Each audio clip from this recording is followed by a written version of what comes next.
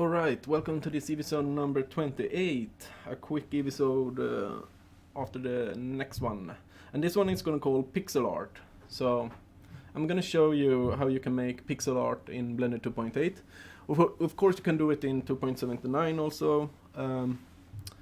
And it's kinda easier, but it's nice to see that it's working in 2.8 also. So we're gonna jump into Blender once again. And here we are. So I'm gonna open up this animation file I have, and we're gonna go. I can just show you. If you go into look there, you kind of get the wrong colors depending on what HDR are you using. I guess you could actually change it also. No, I just have this the HDR option. So I'm gonna jump into render where I can put it to white and turn on the overlays, and I'm gonna enable all the frames to render.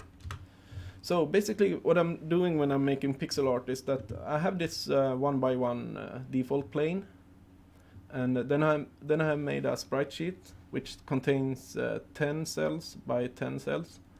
And that way I can just, on each row I can have a different animation, and on each keyframe I'm moving the plane. So I have made a template for this, so whenever I need to draw a new character or stuff like that, I just open the template or copy it to a new place, and then I start drawing that character, and decides on which frames each animation goes. So I can have a run animation on one row and run and jump on the next row and stuff like that.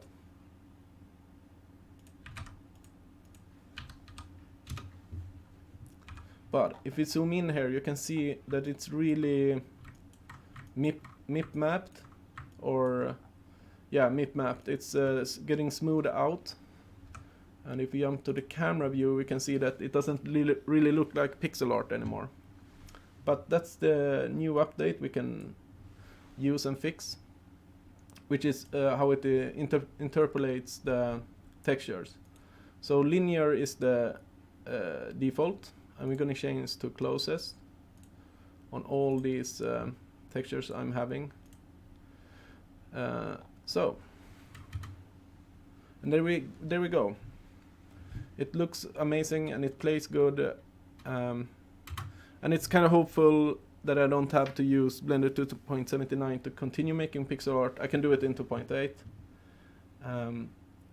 And also maybe I could just quickly explain something here. So each cell for my animation is 61 by 61 pixels, and I have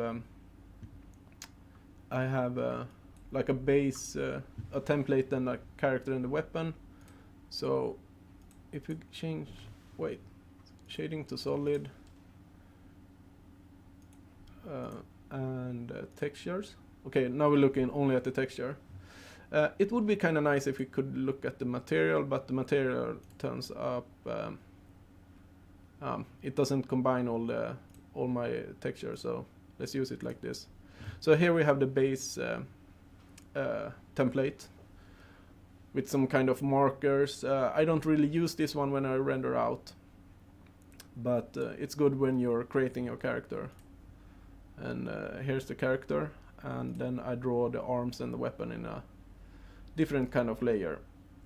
And of course this is kind of easier to make in 2.79, since you have in the material, in the Blender game engine, you have a texture setting where you can just make them layers, but in 2.8 you have to do it in with nodes, but kind of gives you more control also. And this is basically just a quick run through how I make pixel art. So if you go into the compositing, I have a setting to render it out. Maybe it works. Yeah. So I'm gonna check the viewer.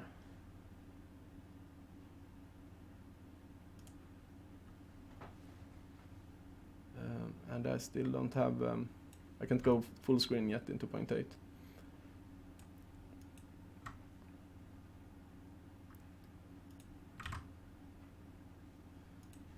So this is the end result.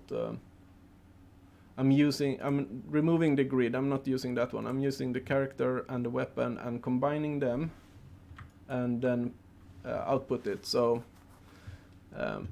it depends on your game engine. Most of them want like a sprite sheet in a single image. You could also make image sequences, but a single image goes faster to load. And I think we can just zoom in here also, if we want to kind of see the pixel art guys in more, how they're gonna end up in the game engine.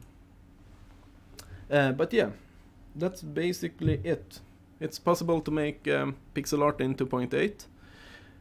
I was kind of suspecting it wasn't going to be possible, since I didn't find a MIP map in the user preferences like in 2.79.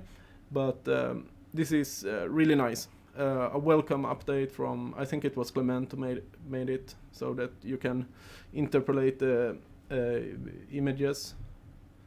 And I guess it's a lot of people still doing like pixel art, textures and sprite sheets out there, so it's good to know that in 2.8 we can still do it and continue using Blender to make pixel art, which is kind of powerful tool if you just take some days and set up a workflow that you really like and works good with the game engines you're using.